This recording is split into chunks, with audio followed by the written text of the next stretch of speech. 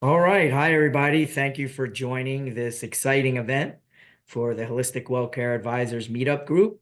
Today, we have a very special guest, Marika, who will be exploring the expanded energy system. And she's going to be introducing us to beyond chakras and into quantum healing. So, with that, thank you so much, Marika, for being here today. And I'm going to turn it over to you. Thank you, Dan. I really appreciate it. And thank you for the invitation to come and share with everyone. And thank you, everyone, for being here. I see so many beautiful faces already. And again, sending the invitation if you feel comfortable to turn your camera on, then we can even have more energy invited into the space. And if you then have questions, then thank you, Zada. Really nice to just see everyone. So my name is Marieke Lelyveld. I'm originally from Holland, the Netherlands, and I've moved to Canada, Vancouver in 2010. So I've been here in Canada for like about 14 years now. So if sometimes I lose a little bit of my vocabulary, so be patient with me there or just help me out, then I really appreciate it.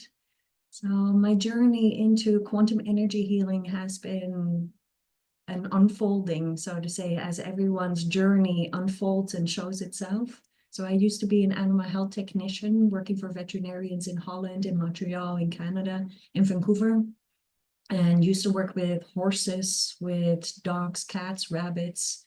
And then I started to work with reptiles and parrots. I actually have one of these beautiful macaw feathers here that I work with energy healing as well.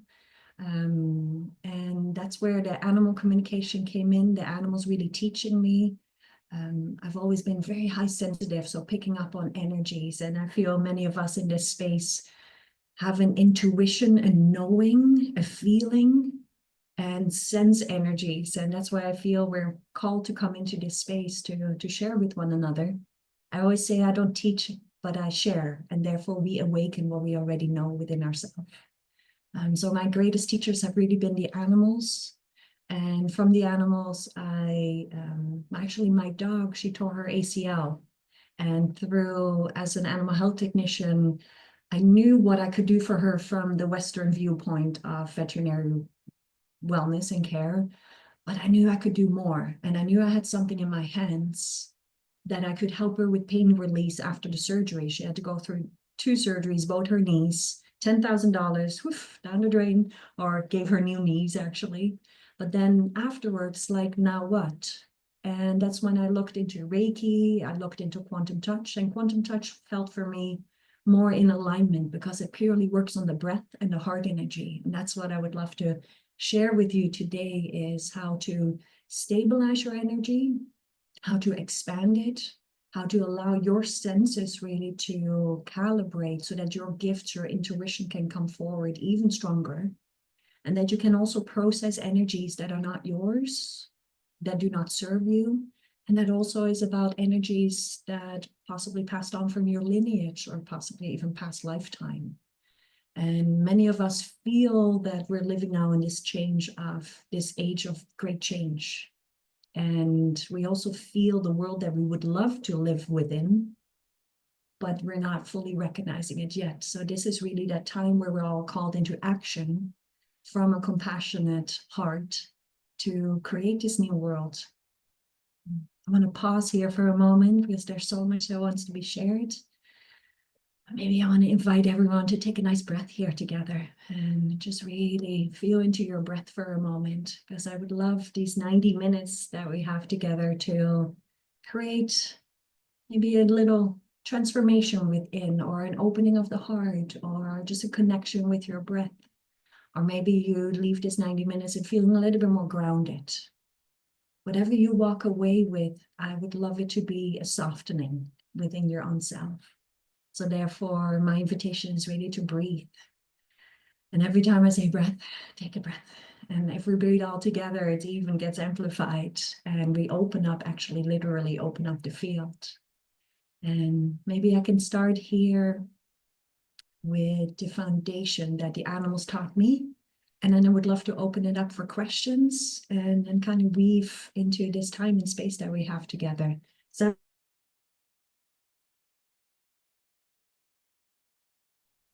I was muted suddenly. Anytime, just like raise your hands if something happens. So I also work with children. Maybe I can share this part. So I am a quantum energy healer, alchemist, metaphysical intuitive, animal communicator, but I also work with children and I teach them how to see through a blindfold. I teach them how to see with their entire consciousness. And it's called, I'll show you a picture here. It's called ICU Academy. And it's really about the children are the future. And children between 5, 6 until about 12, they are extra sensitive to their energy system. And therefore they can really literally see with their energy field. And this is also how the animals communicate. And this is an ability that is coming back to us now as adults as well. An ability that our collective, I guess, is ready for again. We used to always be able to do this. And now it's coming back to us, including telepathic communication, really through all our senses. So let me share this first activation. And some people notice that they get tired or they start to yawn. So invite the yawns through the body if you notice that you're starting to feel it coming up. And the first part to pay attention to is the belly button, the sacral chakra. So underneath the belly button and feeling where your breath originates from.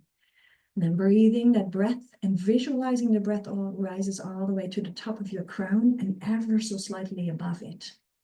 So let's take a nice inhale here. Inhaling, visualizing the breath comes to the top of the crown. And then on the exhalation, let the breath run down the spine, down the tailbone and out of the tailbone, creating a third anchor. So we have our feet that are grounding, but it would love us to ground our spine. So let's take maybe 3 more breaths here. And feeling into the flow of your breath, feeling into the volume that your breath creates. And feeling into the breath as if it's water or steam rising, feathers, feel that softness. And then letting that energy run down the back as if you're caressing your spine with your breath and down the tailbone, visualizing a lengthening energy coming out of the tailbone and connecting all the way down into the earth. And then once you feel the tailbone, or you see a visualization, or you have it as an inner knowing. So seeing, feeling, or inner knowing. And then take another breath down the entire body, down the feet. And letting your breath even extend out of the bottoms of the feet. So breathing into your roots. And then starting to connect with this planet, with the core of Mother Nature, with the core of the earth. Maybe you want to visualize the lava flow. Letting these breaths circulate, rising to your crown, and then bring that breath, let it sink down all the way down into the core of the earth. Maybe you feel where the lava flow, or you see it, or you have it as an inner knowing, feeling into that powerful place, into the core of the earth. And then before you open up your eyes, check with yourself for a moment from 1 to 10, 10 being the most grounded, the most anchored, stable. Where do you feel without any judgment, just observation? How grounded do you feel? And if you are maybe around the 5, visualize a golden spiral from your crown, spiraling down your entire body and spiraling down all the way into the core of the earth. And feel free to bring a silver spiral in as well if you feel resonating with this. Let it sink down and arrive all the way into the core of the earth as an isness. You set your intention, you visualize, you connect your breath, and then you allow that flow to anchor all the way into the core of the earth. Let that anchor, let that land, and then the following breath, breathe it into your heart space. And then breathe with your heart. And then in a moment, I'm going to ask you to slowly, gently come back to this space, wiggling your toes, your fingertips. Just bringing that attention into the heart space. And I'm curious if you feel called to put into the chat how grounded from 1 to 10, or maybe you noticed a difference. There's never any judgment. Some people, we've done so much and we maybe stay around the 5 for the rest of the day. But if we keep practicing, then maybe tomorrow or the next day we go up to a 7 or an 8. So there's never any judgment. Oh, beautiful. Yeah. And it's also really lovely to connect with the earth and to kind of give energy away to create a stabilization. So in this practice, we take a lot further. The next step would be breathing into the heart space and opening up into the auric field. But I want to pause here, because otherwise we go into such a deep activation. Oh, that's beautiful. Thank you. And I want to just give you a couple of pieces of energy self-care that you can take home. So this is really the foundation that the animal shared with me. And I want to ask if anyone has any questions at this moment, anything that maybe rests on your heart, within your consciousness, something that you have energetically been working with, maybe around self-care. And then maybe we will take one or two questions, and then I will show a couple of images. And maybe in a moment we can do another mini quantum journey as well. Yeah. So if anyone has any questions, feel free to share. I have a question, just offhand. Excuse me. Quantum healing, does that, what is it? Excuse me. Quantum healing, does that require a knowledge of quantum physics? Not necessarily. A lot of the remembrance comes when we work with energy. So the quantum touch, it's actually, I'm going to pull out a book here. So this book holds the foundation of quantum touch. So if anyone is ever interested, Amazon or the quantumtouch.com, it's a modality that's purely based on the breath, heart energy, and on mind-body focus. So we are trained how to amplify and direct the energy. So it's really purely through the breath, and the breath starts to activate first. So that what we just practiced, the looping of the breath through the entire body. And then we start to breathe into the heart energy.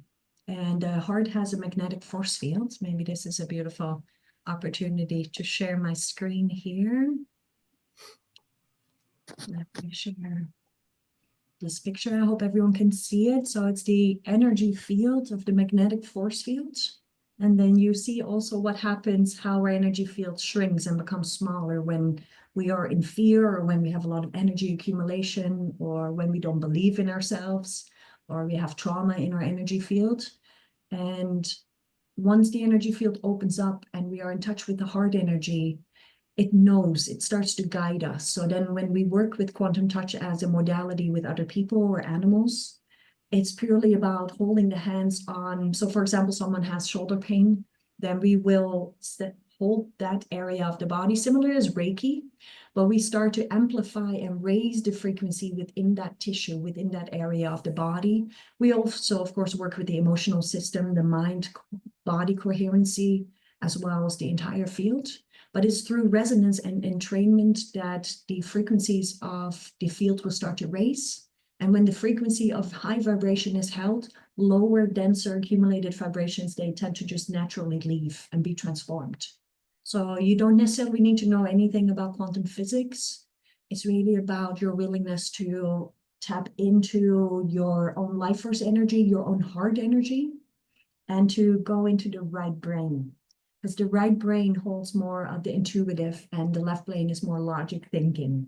So it's really about stepping out of your own way. I found that was the biggest lesson I really had to have, is no ego, no will. We can set our intention, but then we have to let go of it, because we're not in control over the outcome fully. It's always the person's energy field that sort of decides what they are ready and able to work with. Yeah. I hope that answers your question in maybe a bit of a roundabout way here. Perfect. Let me see if I can show a couple of more pictures. And if anyone has any other question, I invite you to unmute or to put it in the chat. And then we keep weaving our conversation here. Let me go to the energy field of the earth and the energy field of our physical body as well. So we call this the torus, T-O-R-U-S, and the field of the torus is constantly moving, and is a magnetic energy field. And as you see, it's within the earth. It's this energetic vortex. Some people call this the chakra system or the energetic system of the earth as well. And it's connected to all planetary systems. Now we have that also within the trees and within our own body, even within fruits. And this beautiful picture, I actually don't know if you can see my cursor, but the picture at the bottom under the orange. So you have the tomato, the orange, and then the beautiful picture with the colors. That is actually, if we look at ourselves from above, and all our chakras are expanded and vibrating in beautiful expanded ways, then that is how our energy field would look like from above. That is what they would see also if they would make an MRI scan of you. They actually are cutting off the outer layer, because the hospital is like, we only want to know what's going on inside. We don't want to know anything about the auric field.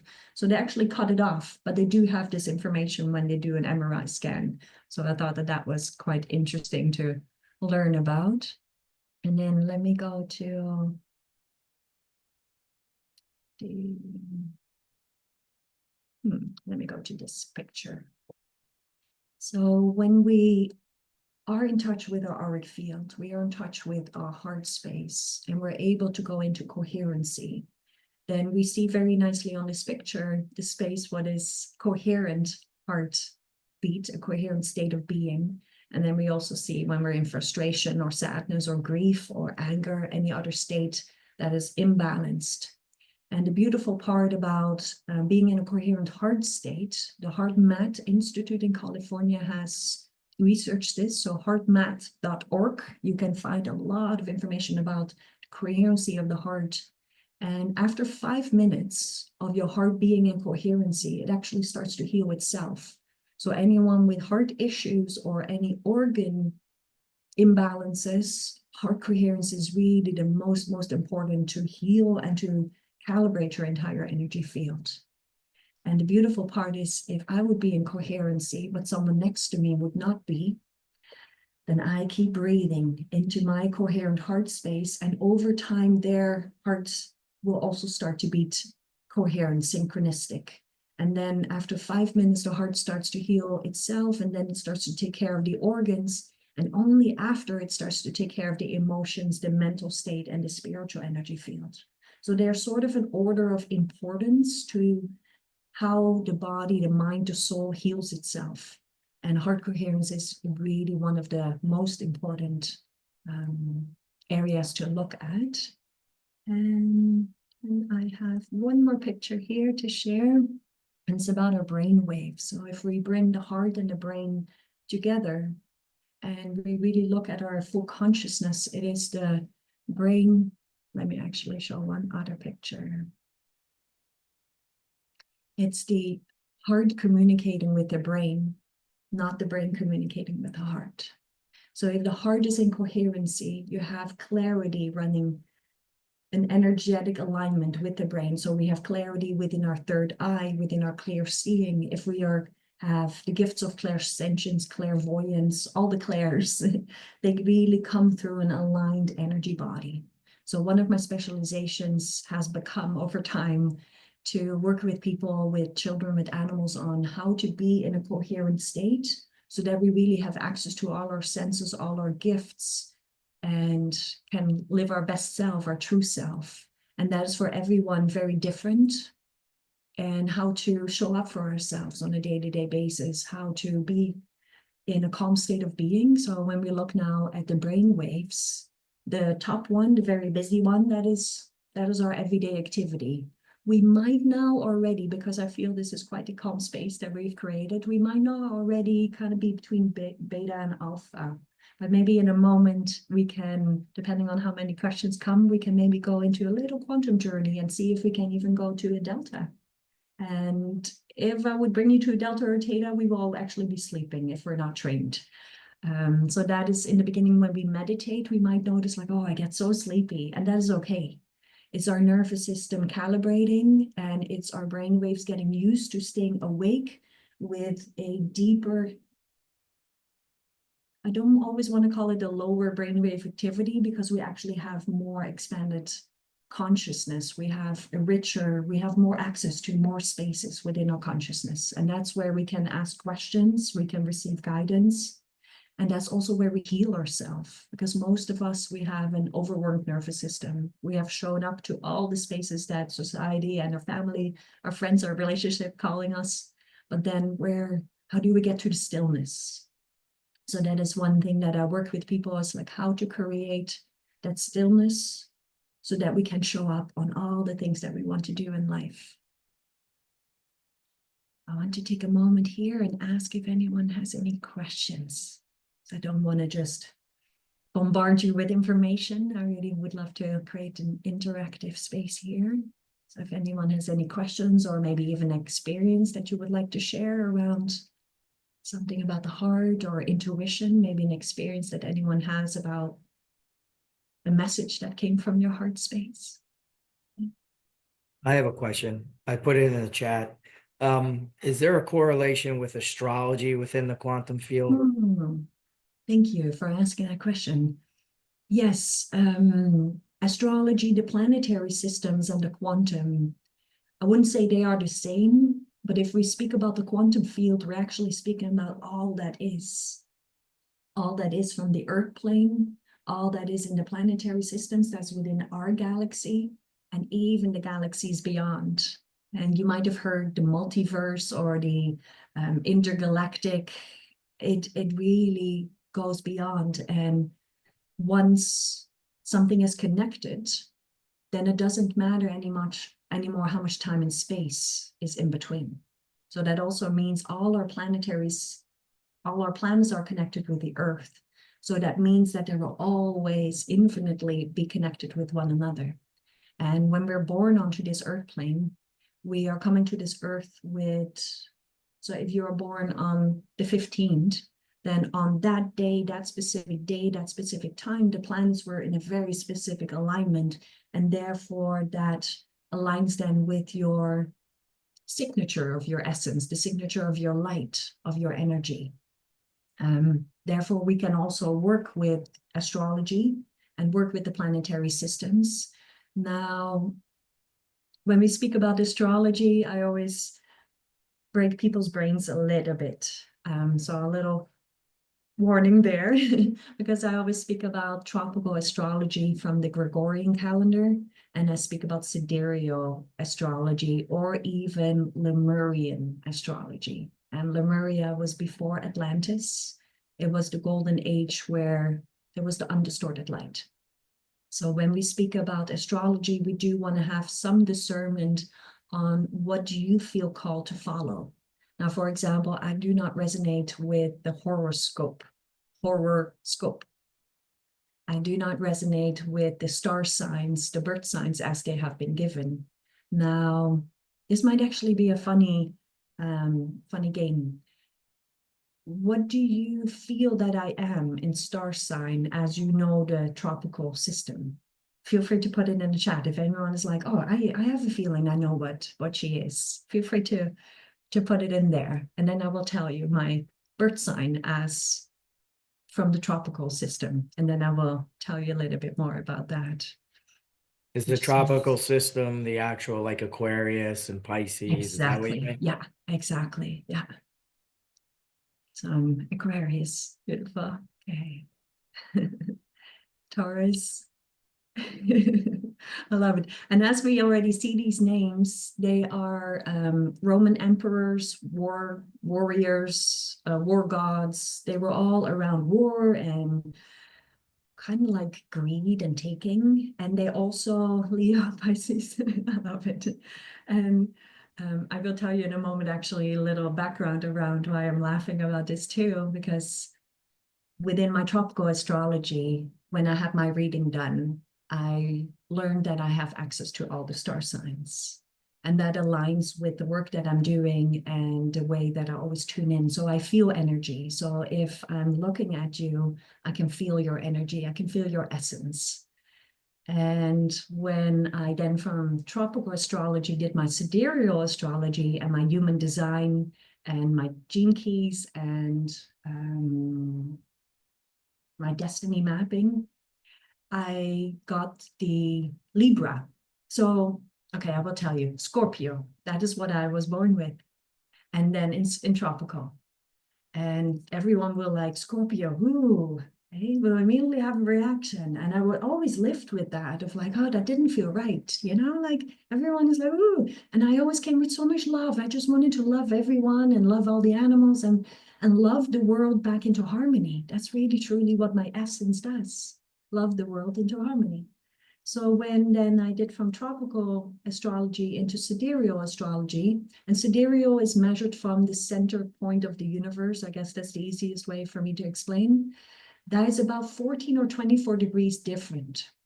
So when I got my reading back there, I was a Libra. I'm like, yes, I am a Libra. I'm the balance. And that felt so much closer to what I really felt within me. So that's why I always say your authority, your intuition, your guidance is really within the core of your being. You know, don't ever let anyone else tell you. When I then received earlier this year the teachings of Lemuria that are really within me, when I saw these teachings, I was like, yes, I know this. And we actually work with animals and with animal motus. Huna Flash, he has been the spiritual leader, and he has passed last week. Now he is bringing the new age, golden age teachings to all of us. So if anyone is interested in that, I'd love to have a conversation outside of this space because it's so big, it's so much, but it's all about the inner remembrance. And what I learned within that system is that I'm the butterfly. And I'm like, yes. And I will show you this. I have these butterflies on my arm. And I was like, and I had these already, of course. So with that system, I felt the resonance of like, yeah, I have a knowing of this. And as I learned more about it, there was just such an inner unfolding and remembrance. But we have to go to the planetary systems and the astrology beyond the Gregorian names that they have put on, even Mars, Pluto, Venus, all these names are actually also not of the purest light. So if we really look, then we have to go to the first light. And those are teachings from the Maori Nation in New Zealand. If we look at the Earth, New Zealand was the land mass where the light fell on first. So when light was born, first creation of light, it arrived on New Zealand first. So that land mass holds the first undistorted knowing of energies. So that's why now we're seeing that First Nation, Native Americans, the indigenous people, they are bringing back our teachings. And it's for all of us from all directions to come together.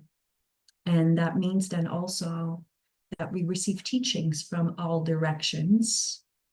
And I'm going to bring this into northeast, southwest, but also earth, wind, water, fire, and the omnipresence of the within, the without, from the earth to the cosmos, from within the body to our spiritual alignment.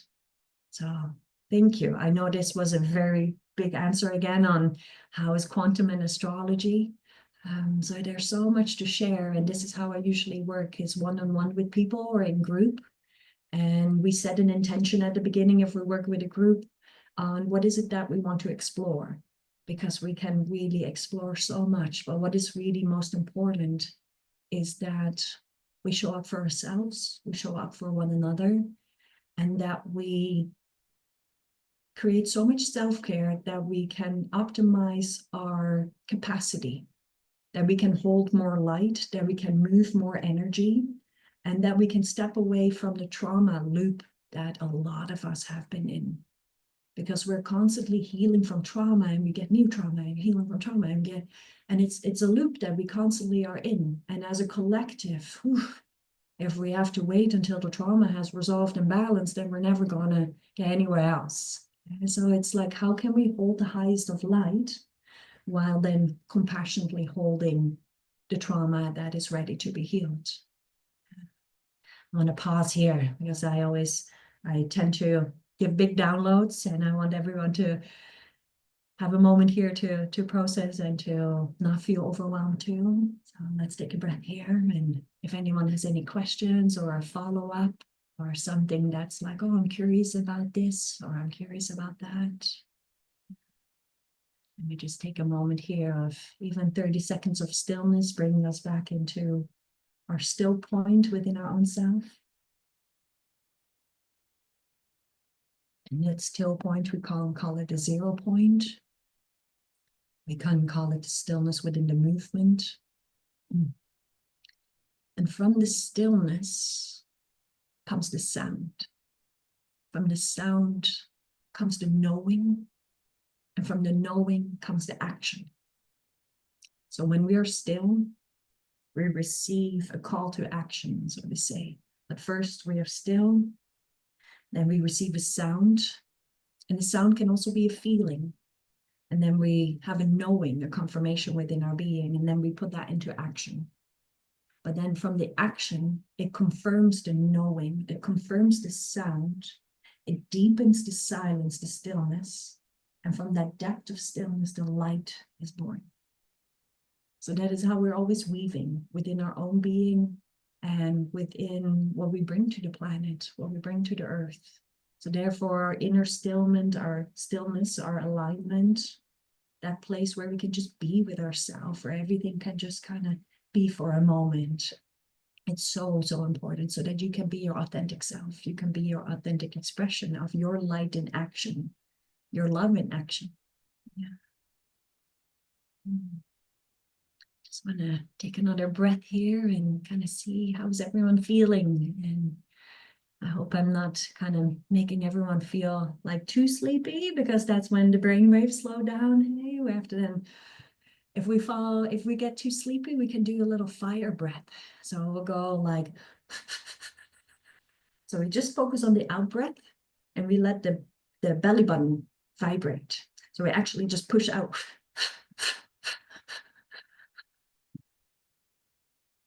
So it's kind of like pushing your belly button out.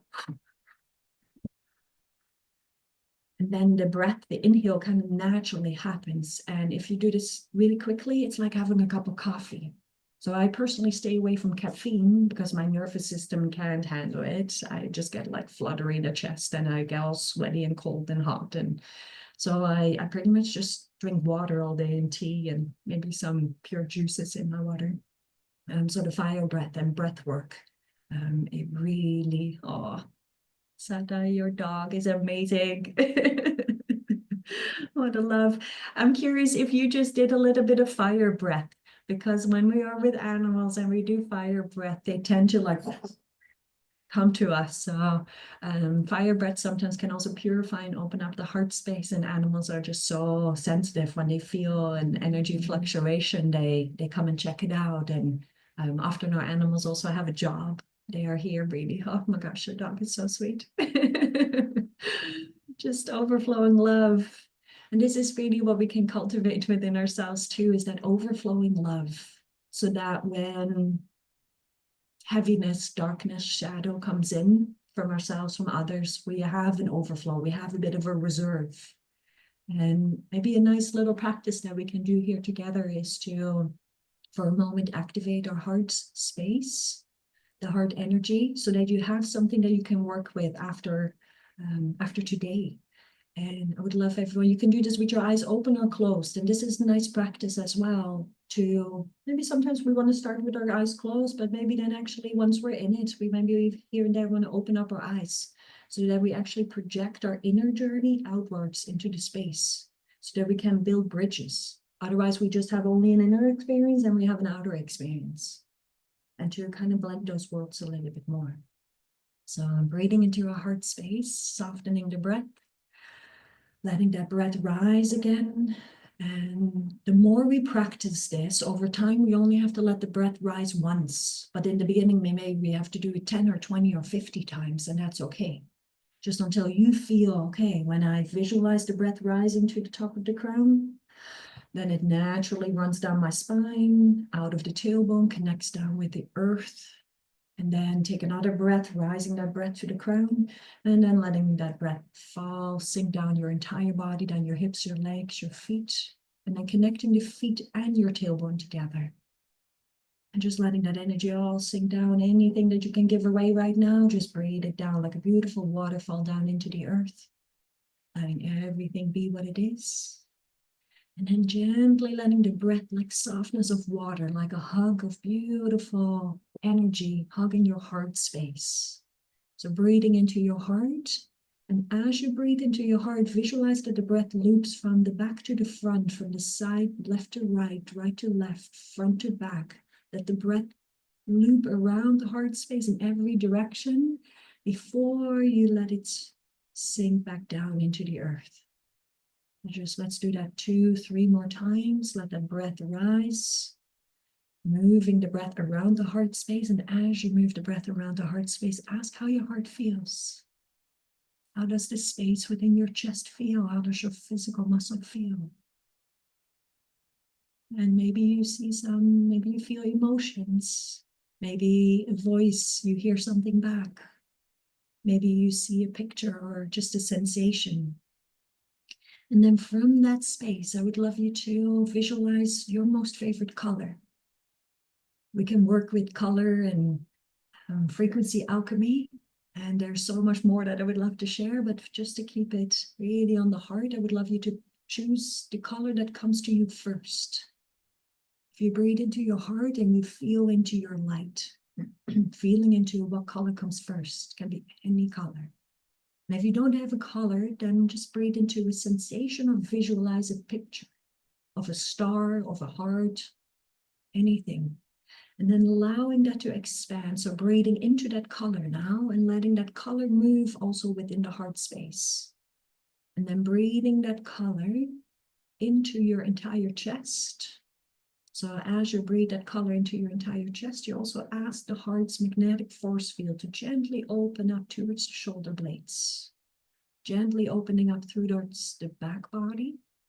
And then with the following breath, breathing into the heart space and then expanding, exhaling outwards into your auric field. So instead of breathing back down into the earth, we're now going to breathe into the heart and then breathe outwards. So when you exhale, breathe it out from your spine, out of your back body. Breathe it out from the sides, the left and the right side of your body. Breathing it in and then breathing outwards through the front. Over time, you will be able to do all sides at once. But in the beginning, you maybe want to choose one side per exhale. There's no rush. There's not a right or wrong to do this. Your intuitive flow. And then breathing, that it also rises upwards towards your crown and a little bit downwards towards your belly button. And then on the following breath, I would love you to visualize that color, your favorite color, from your heart space to now breathe it outwards into your auric field. And I love when we see deep breaths and releases of the yawns, of breathing outwards and feeling into how much space can you take in through your back body, the sides, the front. How much space can you take in above your crown, below your feet? How much space is yours? And how much space can you comfortably take in? Now take another nice deep breath. And then at the top of the breath, hold the breath ever so slightly. When you can't hold the breath, take another little sip in. And then breathe it outwards, owning that entire space. Beautiful. I see everyone beautifully expanding.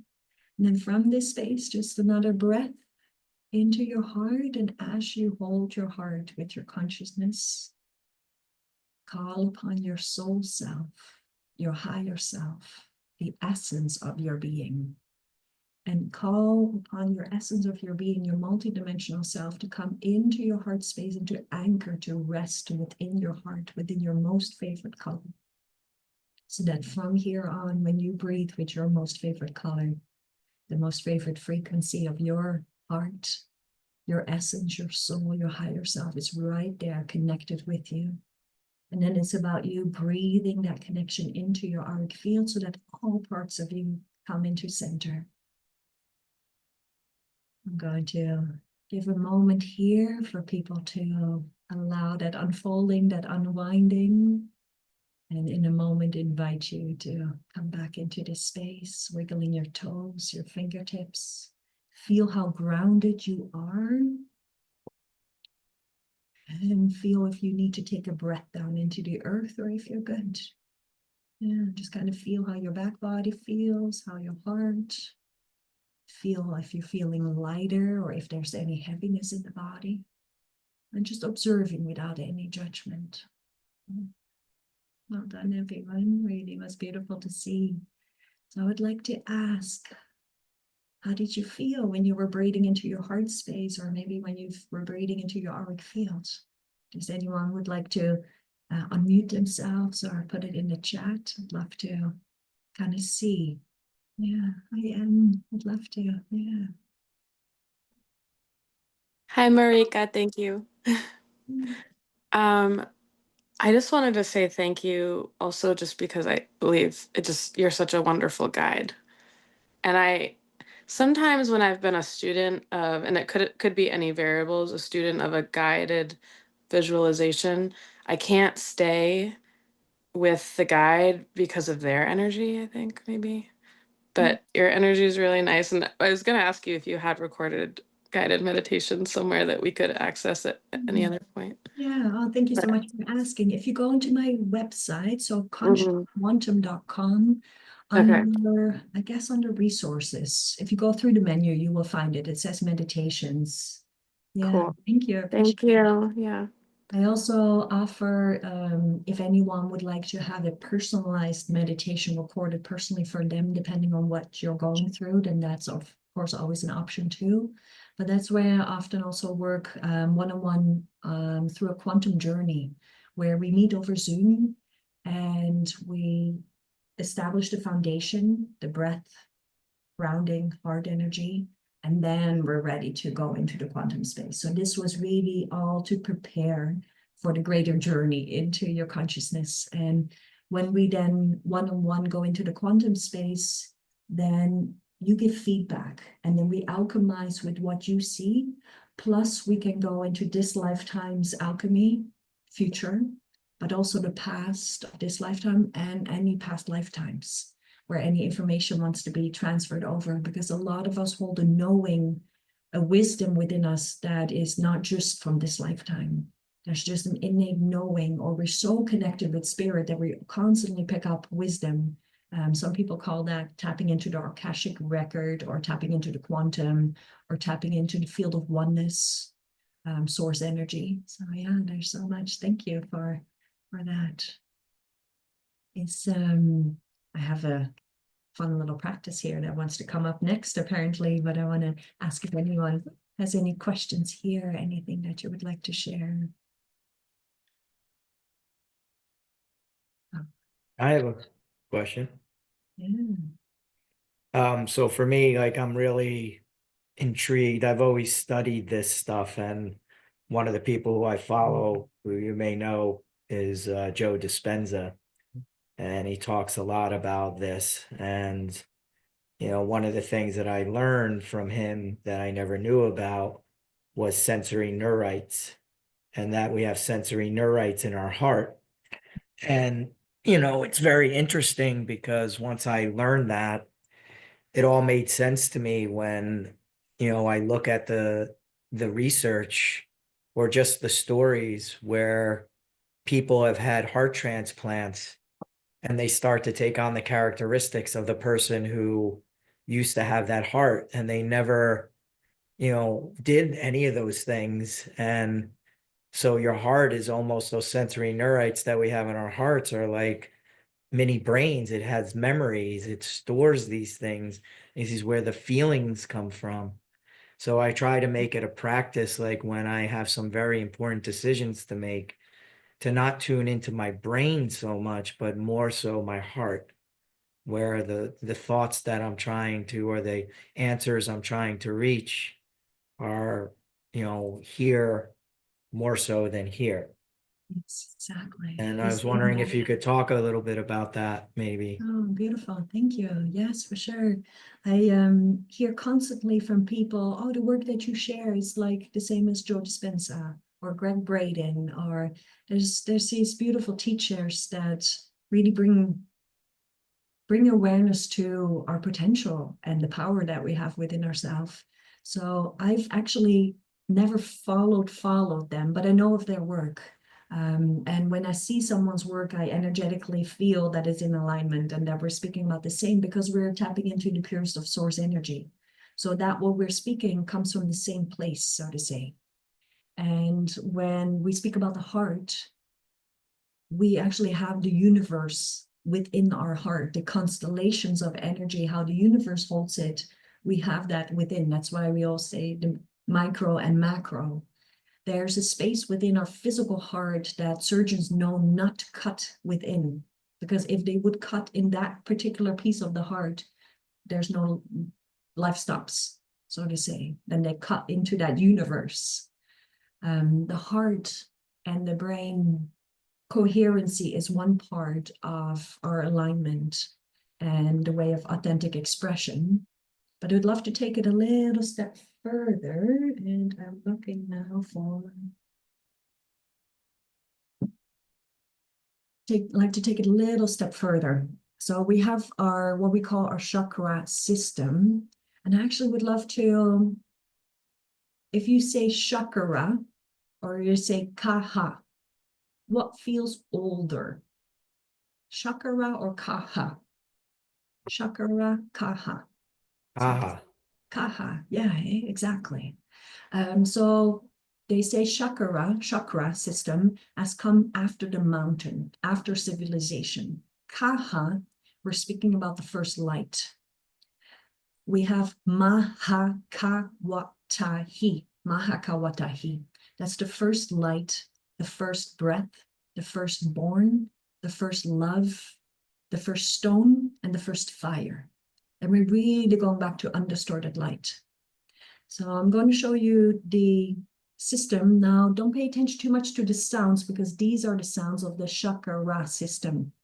And now, as we're speaking about the new golden age, we're going back to the Kaha system of purest of light. Some of you are familiar with the chakra system. Some of you are maybe familiar with how Reiki works with the Denshens, the energy centers. Now, in the future, it's all not blending, because we all have all these energy centers all within, but a greater awareness will come to it. So when we speak about the heart, is emerald green. When we speak about the mind, then we would speak about indigo blue. And the voice would be a little bit darker blue. Now, this is the solar plexus, will be yellow, right in the center, right underneath the rib cage. Our sacral chakra, orange underneath the belly button, and our root, red. So just pay attention to the colors. And maybe, I don't know if you can see it, but there are also vibrations, frequencies. So the red, the root is 396 hertz. And if anyone's interested, you can always send me an email. I can share this with you. The sacral chakra, so let me actually explain this a little bit different. 396 root. I'm going to go to the crown, 963. Then I will go to the heart, 639 hertz. So these correlate also with solfegial tuning forks that I work with when I hold energy sessions. We calibrate the entire body through the solfegial frequencies in combination with quantum touch, layering all modalities. So root chakra, 396, crown, 963, heart, 639. So you already feel and see the correlation. Now the sacral chakra, 416. And the throat chakra, 741. So 417, 714, 741. Sorry, I'm turning this around here. And as you see, the sacral chakra and the voice, therefore, are connected. So if we have blockages in our abdomen, our digestion, our womb space, even our root, if we don't feel safe or grounded, then the sacral chakra can't really open up and be developed. Then we also have a hard time speaking our authentic voice. So therefore, once we start to ground ourselves constantly and connect with the Schumann resonance of the earth, then our root chakra root energy center can expand, ground itself. Then that energy starts to feed into the sacral. That energy starts to feed into the solar plexus. And the solar plexus is 528 hertz. Now, if you're familiar with the frequency, 528 is also the miracle frequency. Unfortunately, many people say, oh, I will listen to YouTube 528 and it's amazing. But our speakers are not developed to resonate that frequency out. Some are, but we will pay a lot of money in the future. I'm sure that it will be available because the radio stations, everything is still on like 432 is our natural frequency, and the radio stations are just a little bit off. So therefore our phones can't hold that frequency either, but that's going down the rabbit hole. So going back to the solar plexus, 528 hertz is connected with the third eye, 852. So they all correlate together. So if we have clear seeing, we can be in our clear power. If we are in our clarity of our power, then often we also have clear seeing. If we are in our authentic expression, our creative expression of our sacral, then we also have authentic expression in our voice. So they all connect together. But bringing that again back to the mind and the heart, we receive a vision or receive an inspiration from spirit going into our crown. We suddenly are inspired by something. We receive that into our crown, then we get the clarity, the seeing the picture through our third eye. Then we put a voice to it. We entertain it within ourselves with a voice. Maybe we write it out, that's a voice, or we maybe speak it. And there's different ways of being with the voice. Then the voice acknowledges, it moves into the heart. We bring our love, our compassion, the heart does so much more. It holds the collective field. We bring that in there. Then under that, what we've received, we bring that into our solar. We put our power into that what we want to create.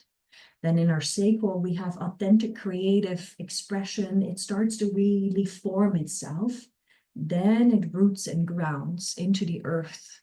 And once it grounds, that idea or that what you received, that vision that goes into the earth, and then it will bounce back up and come into physical reality. So anyone who is very creative, but it's like, oh, it just never seems to happen for me, or I never seem to be able to ground an idea that actually really comes from the physical. We have to ground. We have to ground our energy centers from our crown, from even our higher connections into the earth to let it bounce back up into physical reality. That is the way of moving it through our energy centers into manifestation. And it is of most important that the brain and the heart is in coherency. Otherwise, it doesn't even know how to move through our energy system. Yeah. So I want to let that sink in for a moment, because that was a big one, I feel, but I feel everyone also really understood it. And this is where I always say, it's like, I don't teach, I just share. And we have a remembrance of that knowing, a confirmation within your own self. If it resonates, then that is something for you to continue working with. If it doesn't resonate, then it's not for you, or it's maybe not for this time. And that is pure, that's totally okay. That maybe brings me to actually taking a nice neutralizing breath again here, because we're constantly shifting spaces. And taking that breath, rising the breath and letting it sink down, it just creates a reset for a moment. And it neutralizes the space so that you integrate what has just happened, center, align, release some energy, whatever was not serving, and then you can move into the new space. And maybe then you feel like, oh yeah, the new space, that is too much, that I'm complete here. This is all that I wanted to take in. So in that way, you can really have discernment with yourself as well, constantly when we move these breaths through. Because then it's like, okay, am I meant to move forward into the next space? Or am I just meant to stay here for a moment and just be and let it sink in? Or maybe I need to have a cup of water. Maybe I need to do a little self-care, shake it off. And just kind of really listening. So every time when we take that breath, we also check in with ourselves and create that, that reset.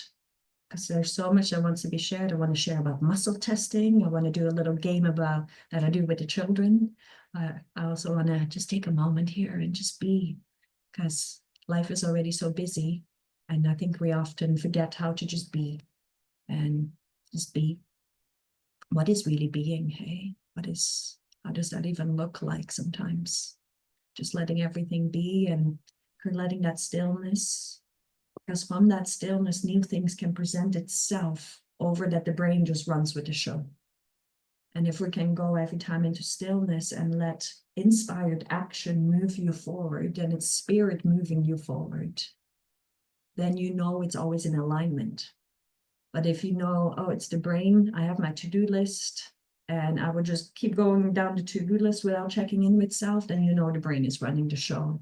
And then you're often not on your path, on your wave. Then you're often also not in your alignment with your true purpose. Then you're just filling in what you feel you should do. And the shoulds are not always aligned with letting things just naturally, authentically arise. Take another breath here. I'm curious.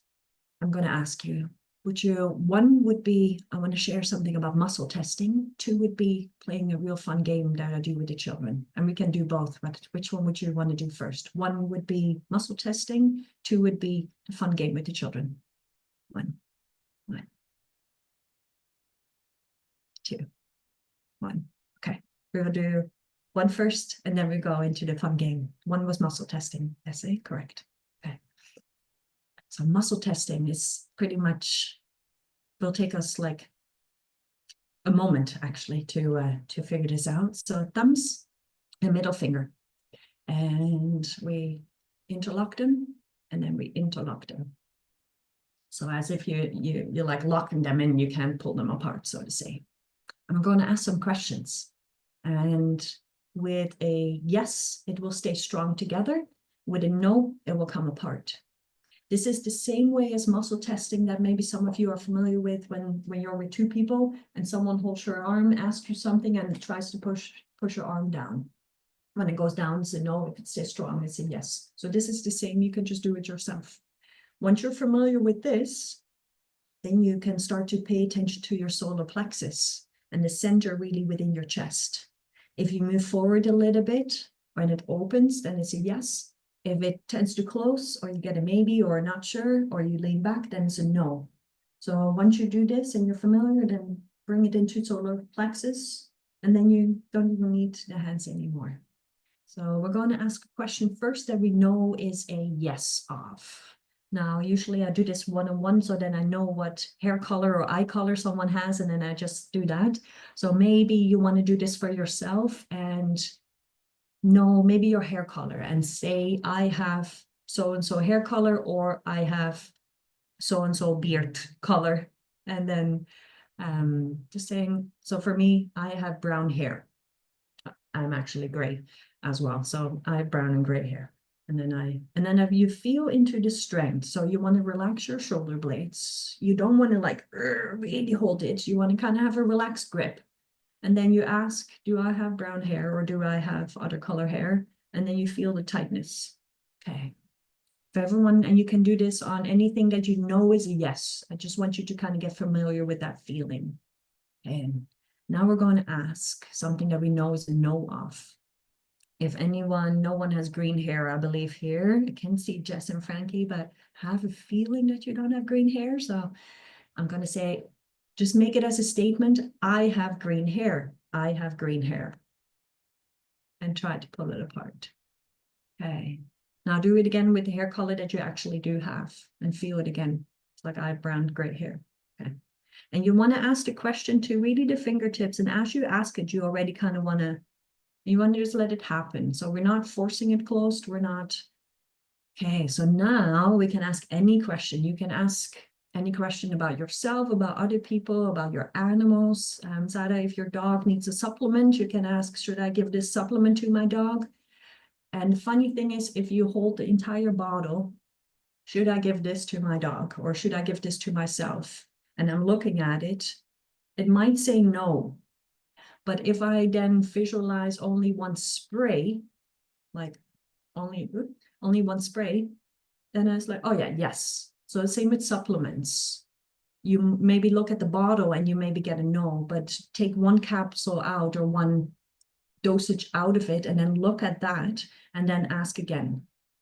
And then you might get, so I love doing this for dosages and for animals and for myself as well, or even should I be eating this right now? I had a lot of digestion issues and it took me a long time to figure that out. And so I can't do gluten, I can't do all these things now. And being from Holland, we love bread and cheese. So that was really a difficult one for me too. It's like, oh, but I have been used to it all the time. Your system, if you just feel into your system, you're like, oh, it's fine.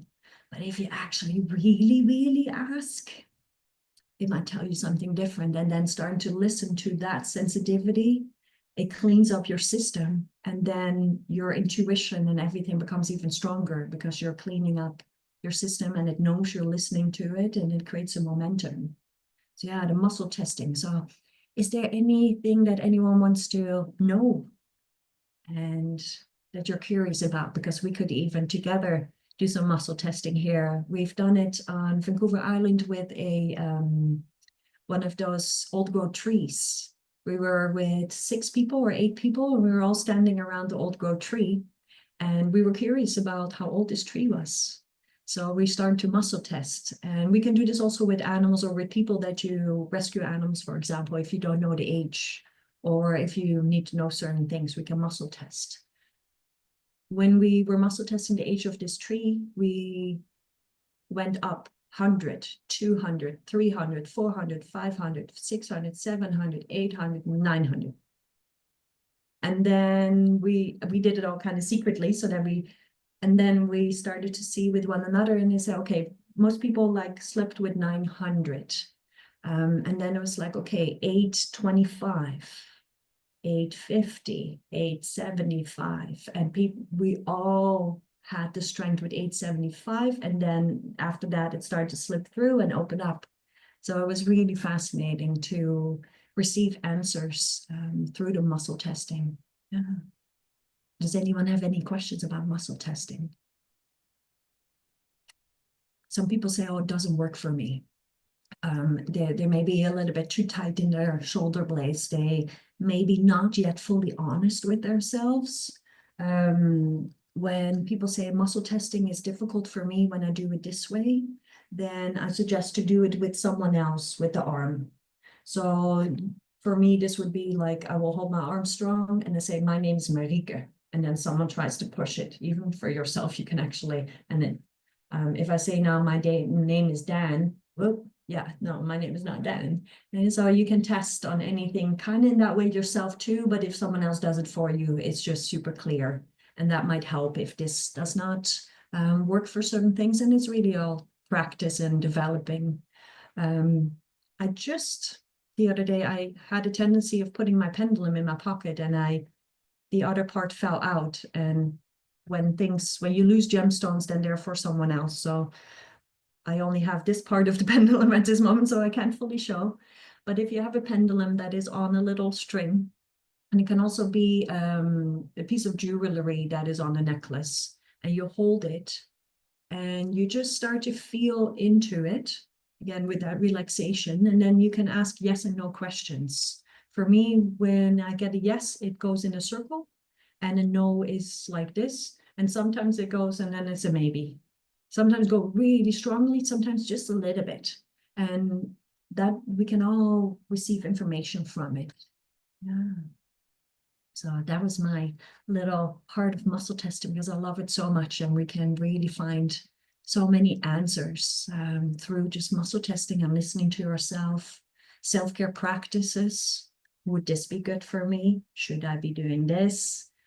We can really ask all questions. Should I maybe spend 15 minutes in the morning to just breathe and lay on my yoga mat, do nothing at all?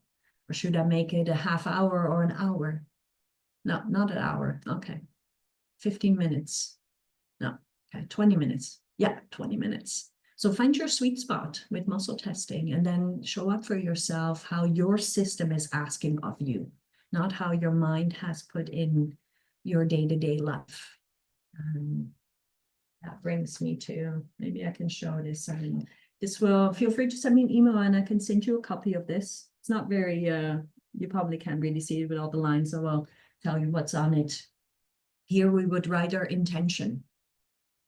How do we want to feel next week?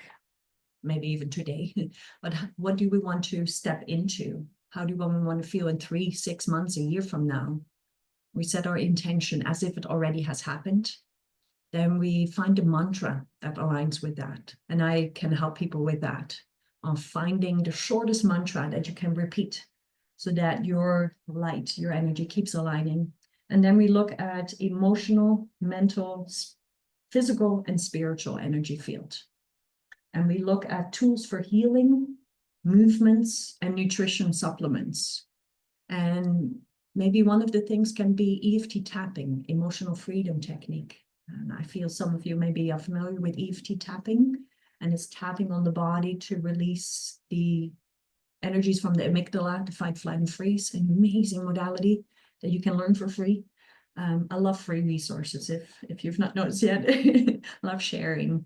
And EFT tapping can be a tool for healing for the emotional energy field, but as you know, it's also then good for your mental, physical, and spiritual energy body. So when we look at this, we're actually trying to find just a couple, maybe 3 or 5 practices, not too many. We want to always simplify our self-care that overlap all of your energy centers. And then once you know what could be a walk in nature, stretches, yoga, barefoot walking, salt bath, holy basil tulsi tea, anything that is really good for the nervous system, that is calming and grounding, and is often really good for all energy systems. And then we take a look at, I don't know if we can see it, but from Monday to Sunday, and you fill in your structure of self-care. So, and that is your grid. We always have masculine and feminine, and the masculine is more of the grid, the structure, that what sets in motion to create also safety and security, so that the feminine can fluidly, authentically express within that structure. So it's self-care structure. It also is a commitment to yourself. It is self-love because you're showing up for yourself, and that what you invest in self, it multiplies. You don't even just multiplies once, it multiplies many, many times. And it creates a momentum. So looking at your week from Monday to Sunday, I know we all have to work, but take that out of the equation for just a moment and see how much energy do you have at the beginning of the day, and where do you want to give it to? If you have 100% energy, I don't have 100% energy in the morning when I wake up. I maybe have 60% to give. And then I have maybe 20% that I can keep for myself. Like 100% in this society is very hard to get. You have to really live in such an ultimate place. You have to have your household, your energetic, your sacred space really in order. Taking salt baths regularly to constantly release energy. I work a lot with orgone in my place as well to optimize the energies, essential oils, sound clearing. But even then, 100% of energy in the morning, that would be amazingly lucky. That would be so sweet. So let's say we have 80%. How much of that do you want to give away to your work? Let's say maybe 50 is already a lot, eh? But most of us are maybe already giving 60%, or maybe we're actually giving 80% to our work. So then what leaves it for you to show up for yourself? What energy do you have left to be a stronger version of yourself tomorrow if you're already depleted today? And so that's where self-care practices and showing up for yourself are so important. And it doesn't always matter what you do within your self-care space, but what is important is to anchor your self-care space. If you say every morning 20 minutes, at the end of the day 20 minutes, that is amazing. If you have 15 minutes, amazing. If you have 5, amazing. Do those 5 minutes and just do nothing but breathing and be with your heart for 5 minutes and breathe with the earth. And that can then already amplify your energy throughout the day. But if you have 15 or 20 minutes, maybe you can do some automatic writing or some tapping on the body, or maybe in the evening you're like, ooh, that was quite a day. Okay, have a salt bath. The salt, it really balances positive, negative ions in the body. So it is like a conductor for us to release energy. So there's so many different ways for showing up, but the most important is you carving out that time to show up. And sometimes that showing up might be just laying on your yoga mat for 5 or 10 minutes or for an hour, and maybe you fall asleep, and that's perfect. And that's where you need it at that time. Don't fill in with your brain what you have to do. People say, it's like, oh, I'm bored. Boredom, that's such a sweet space to be in. What is bored? Okay? It's just a space of an invitation to sink into stillness. Being bored is an invitation to sink into your deeper consciousness, to process, to just be with yourself. Bored really comes from a mental mindset of you need to constantly be fed something. And take another neutralizing breath here and just kind of feel into oneself. Also looking at the time. How's everyone feeling? How are we with our energy? Because I know yeah, perfect. When I work with people on the massage table, within 15 to 20 minutes, they're sleeping. When I record meditations or work in a quantum journey setting, I have to sort of watch that I don't support the slowing down of the brain waves too much, because we actually get really, really sleepy. And that is what my voice, my essence tends to do. So if anyone needs a little fire breath, just kind of wake up the system a little bit. And then let that breath really move through the back body. The back is the past, the front is the future. We always want to release from the back first, and then kind of get that energy to come through the front.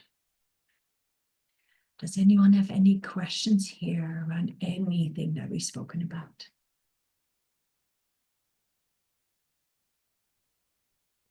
Em had a question that she sent to me directly. I don't know if she meant to send it to everybody, but she asked, "Are those connected?" And I don't know what you're referring to, Em, so you might want to clarify. But she wrote, "Are those connected to the rainbow light spectrum waves at all?" Were you speaking about kind of the auric field and the chakra system? And yes, exactly. And if you remember the picture that I showed in the beginning where we would look from above and see all the colors, yeah, that is, we can also call it, they call it the rainbow light, but is also connected to, we can call them energetic beings. Some people call them dragons of light. Some people they have all kinds of different names. If anyone has flown in a plane where often around sunset or sunset, I guess, when you're high up in the sky and you actually see all the colors of the rainbow in the sky. So it's part of our makeup. It's part of who we are. And in quantum touch, we work with the colors of well-being. So those are also frequencies beyond the chakra or the kaha system. They have copper, silver, and gold, and then magenta and mother of pearl. As we hold these frequencies within every cell and without every cell, and we hold those within the physical body and outside of the physical body. So the entire spectrum of color of light, that is part of the essence of creation, essence of source light. And when we speak about the light beings that we cannot see with our physical eyes, they move through those dimensions, if we want to bring it into a more kind of spiritual space. Yeah. When people are speaking about unicorns and dragons and the unseen and fairies, and then we're speaking about sort of light frequencies as well. But then also all those light quotes are within our physical body. They are within our DNA. So with anything that we activate within our being is passed on to our children. Anything that we lighten up within our being, let go of darkness, transcend, it is activated it's passed on to our children, to next generations. So when we share with the children the seeing through the blindfold, it activates truly within their DNA. And maybe some of you have heard of the 10-strand DNA that is activating now, optimizing to the 12-strand DNA, depending on what spiritual practices you follow. So when the children activate this ability, then their children are naturally born already with that capability, more activated, kind of at the forefront of their being. I hope that answers your question again in a whole roundabout way. I'd like to follow up on that question with my own question. So I had, when I was, this is the only time I did LSD when I was younger, and I went to a Grateful Dead concert, and it was the only time I did like a psychedelic. And, I just remember like I had like an outer body experience and I saw things that pertain to what we're talking about with the colors.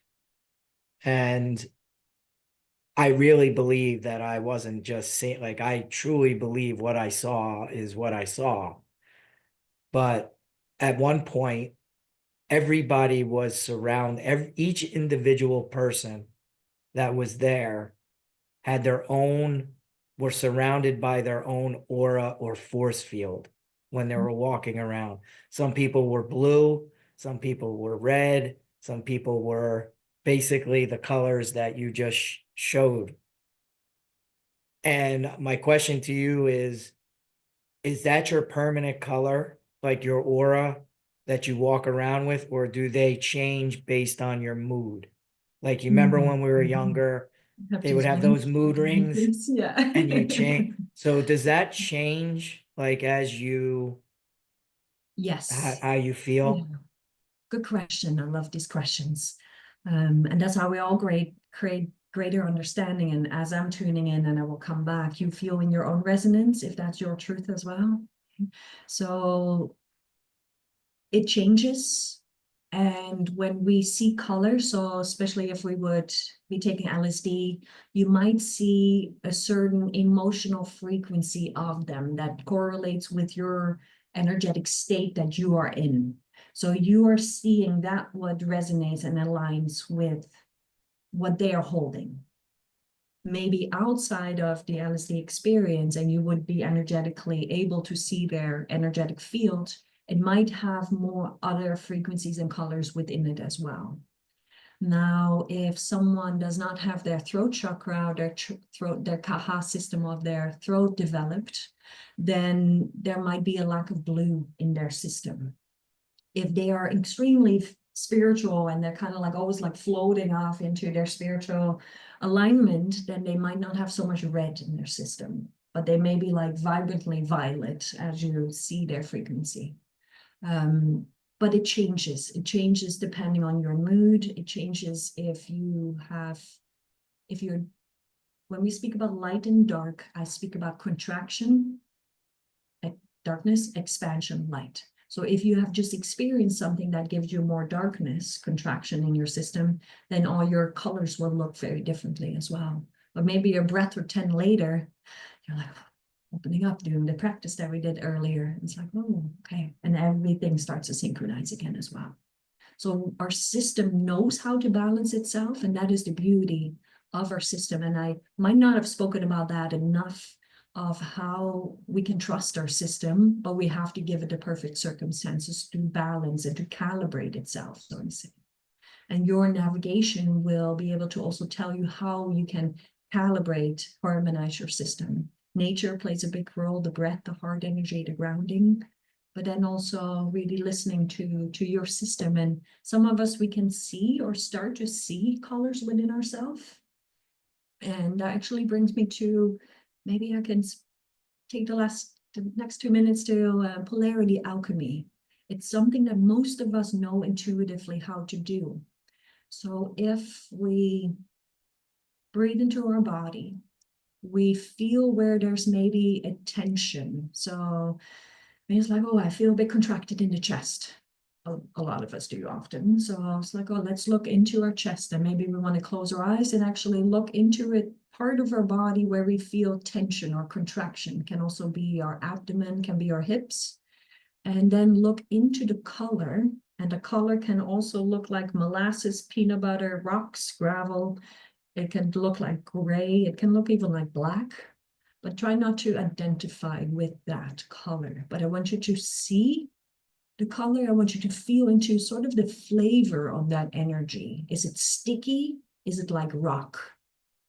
Does it feel like concrete, or is there a movement to it? So really look into that part where you feel like a tension or a density.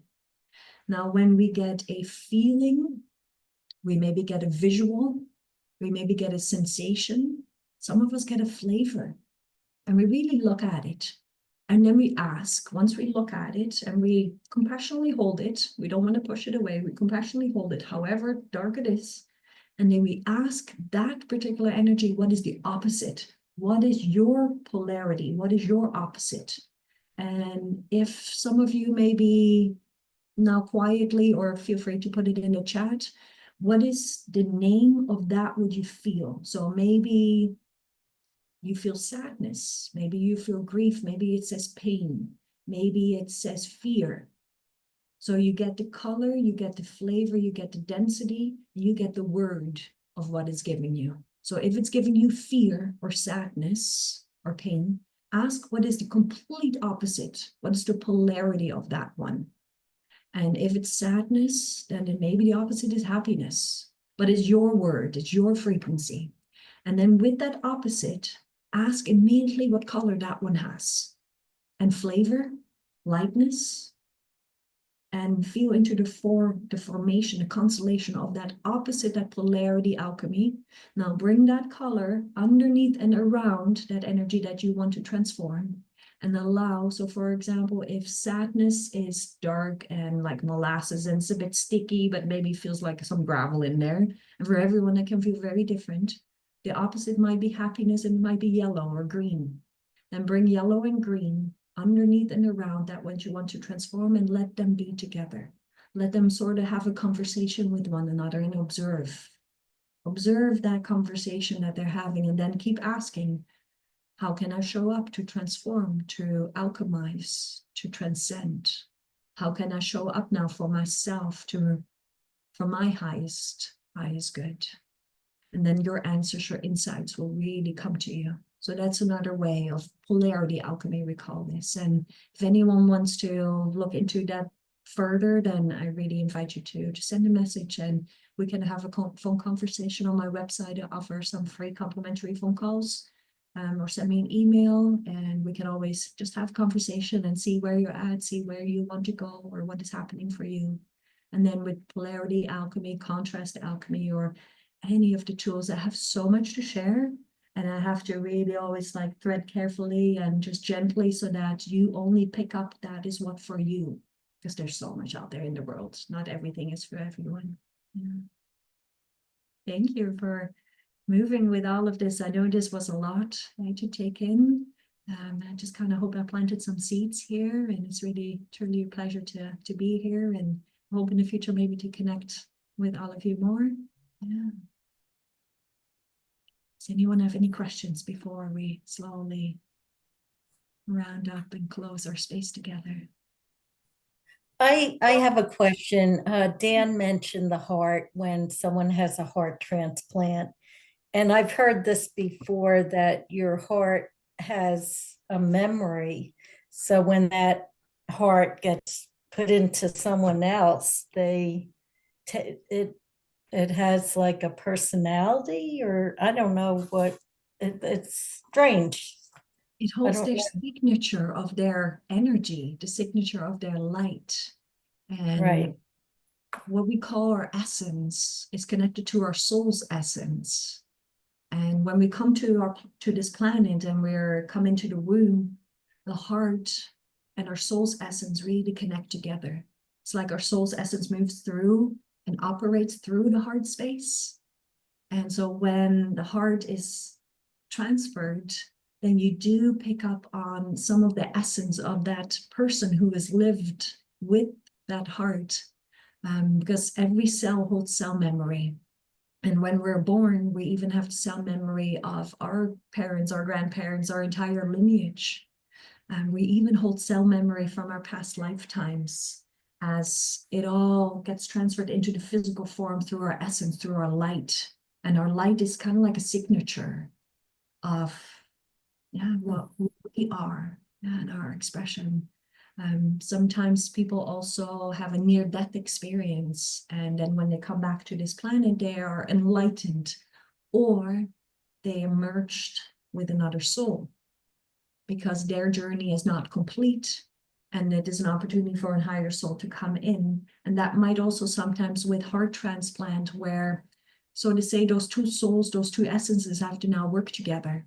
And if they don't work together, then it might look like schizophrenia, or it might look like a mental health imbalance. But their souls, there's always a contract, a soul's contract, so to say. But it's for us to live up to that and to also close certain soul contracts that we might have with certain people when we feel they expire, when they come to an ending, and you're like, oh, that person's just not meant to be in my life anymore, but they keep popping up. Then we have to kind of create an energetic closure. And sometimes that means that we have to learn something from this lifetime, from past lifetime, or harmonize, alchemize something into the past, because there's so many distortions, darkness, trauma in the past that entangles things more than that they sometimes have to be. So when we are in our sovereign self, then we also tend to transcend those contracts. Interesting that I ended up speaking about soul contracts while we speak about the heart. So that was, I feel, a message that needed to arrive within this space. Yeah. Yeah. Thank you. Thank Appreciate you. that. Really appreciate your question too. Oh, we've come to the end of the hour, or the end of the meeting. Marika, I really appreciate you for providing us with a lot of education and guidance. And I definitely feel like I'm prepared to go to bed and have a really good night's sleep. I feel really calm. So, and I hope the others who attended also feel that way. So thank you again for being here. And this recording will be available tomorrow, and I will provide you that link. And for those who want to rewatch this, or have people that you may want to watch it, I'll be putting it in the chat, in the event chat section. So you could always go back and review it. But thank you, Marika. I appreciate it. Thank you, everyone. Blessings of Thank you very much. Very interesting. Thank you. Thank you. It's a pleasure to be here with everyone, and don't hesitate to reach out anytime. Thank you. Have a All good right. night.